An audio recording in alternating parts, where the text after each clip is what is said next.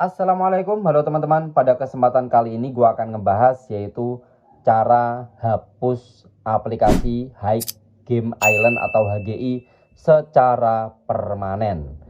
Nah, jika kamu dibikin pusing sama aplikasi Hike Game Island atau aplikasi HGI, maka di sini gue akan sampaikan cara untuk menghapusnya secara permanen atau cara hapus akunnya selamanya. Untuk caranya cukup mudah. Pertama-tama di sini kita tinggal cari aplikasinya di HP kita ya. Mana aplikasi HGI ya? Nah, ini dia aplikasinya ya. Nah, kemudian di bagian sini kita klik dan tahan saja aplikasi HGI. Kemudian kita klik pada menu uninstall.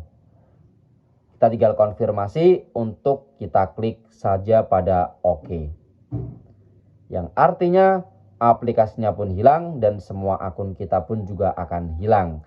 Jadi cukup seperti itu cara untuk hapus akun Hike Game Island selamanya. Semoga bermanfaat dan terima kasih.